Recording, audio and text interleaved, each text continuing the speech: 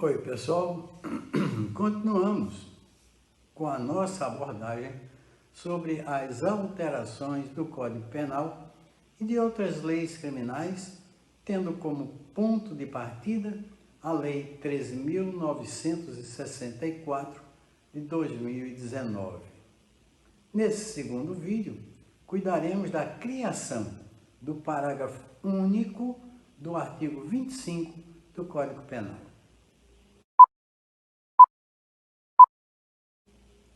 A multiplicidade dos acontecimentos da vida em sociedade exige constante aperfeiçoamento das regras de conduta.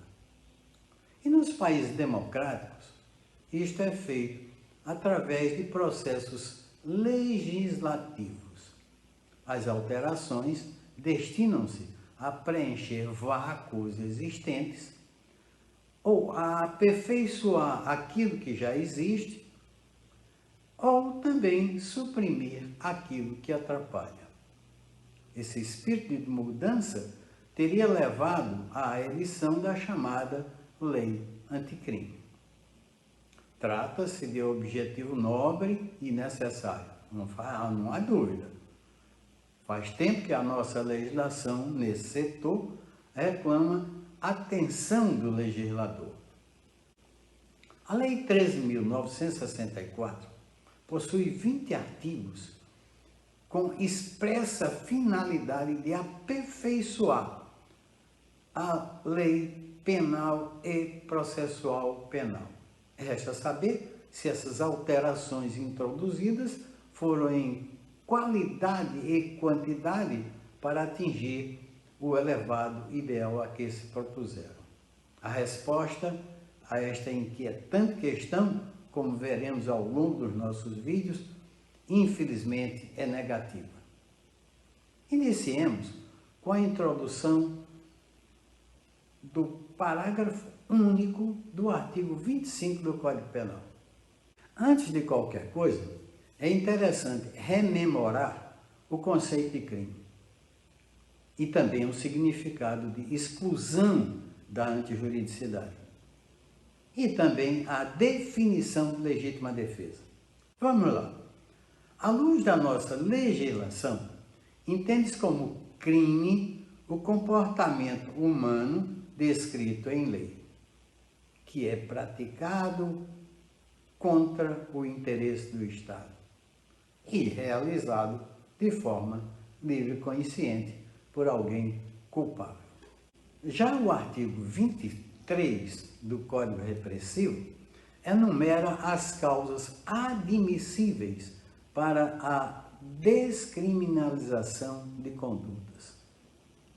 E aí vem o estado de necessidade, a legítima defesa, o estrito cumprimento do dever legal e, finalmente, o exercício regular de direito. Observe-se que em qualquer destes 4 casos não existe crime. Relativamente à legítima defesa, temos que ela se apresenta como utilização mitigada de meios que se façam necessários, objetivando impedir a investida injusta, atual ou iminente, a direito próprio ou de terceiro. A ação, assim praticada, fica inteiramente resguardada da ilicitude, conforme estabelece o inciso 2 do artigo 23. O texto do artigo 25 vem fixar com exatidão os requisitos dessa excludente: uma agressão injusta, com atualidade ou iminência de agressão, e a utilização de recursos necessários de forma moderada. E, por fim, a proteção, digamos assim, de qualquer tipo de bem jurídico, próprio ou alheio. O pressuposto, portanto, é uma ação humana, ou seja essa ação humana real ou imaginária. E essa conduta de violência, respondida com dureza, é a repulsa violenta da própria sociedade. Ela é ditada pelo próprio instinto de conservação, no dizer do Nelson Hungria. Isso é a legítima defesa sob o olhar dos grandes teóricos do direito penal, a exemplo de Ehring, a exemplo de Francisco Toledo e de Roberto Lira. Passemos então à análise do parágrafo único introduzido no artigo 25. Mantém-se íntegro todos os requisitos estabelecidos na cabeça do mandamento. A novidade ou as novidades são os seguintes pontos: agente de segurança pública, risco de agressão, vítima refém e atitude criminosa. Vejamos dois pontos polêmicos entre os novos elementos aí introduzidos pelo nosso fazedor de leis. Primeiro, agente de segurança pública. E depois, o risco de agressão. Relativamente ao agente de segurança pública, não deveria haver dúvida qualquer.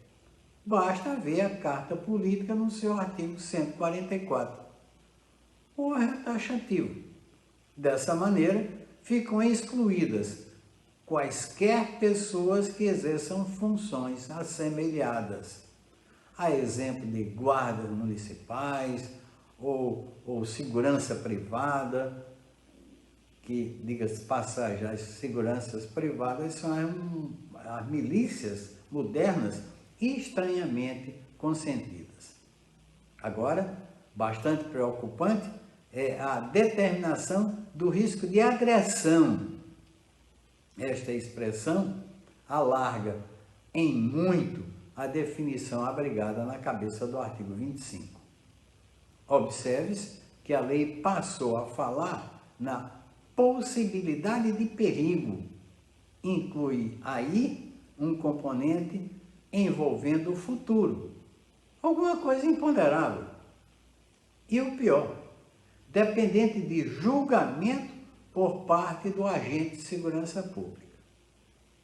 Reforçando, o ato do servidor público decorrerá do seu julgamento de inopino ante a possibilidade de risco. Em tal hipótese, estaremos diante do chamado excesso intensivo. É a intensificação desnecessária que é tratada pelos doutrinadores italianos e alemães. Cai por terra aqui a ideia da objetividade necessária ao direito penal. Isso renega tudo que se prega no direito criminal sob a ótica do cidadão, da segurança do cidadão, contra o arbítrio do Estado, notadamente no presente momento em nosso país, diante do que vivemos.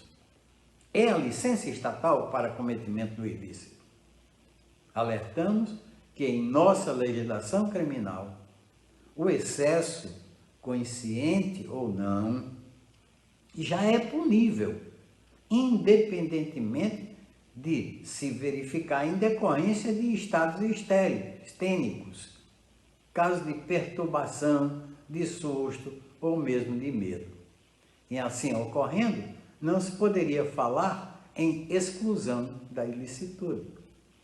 Em nosso entender, a expressão risco de agressão conflita com a cabeça do mandamento e não há como se aplicar.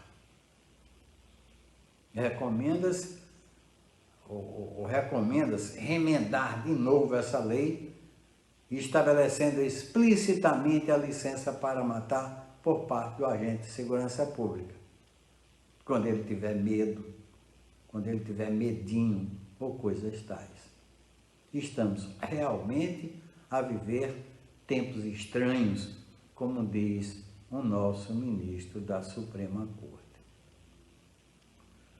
Um outro ponto a ressaltar seria a referência à vítima mantida refém.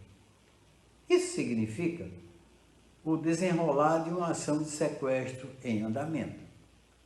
Portanto, significa atualidade da ação criminosa.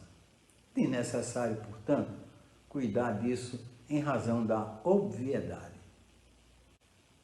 Façam leitura sobre essa temática, inscrevam-se no canal, indique aos amigos se achar interessante e faça comentários e ative o tal do sininho aí para as notificações. Bons estudos e até o nosso próximo encontro.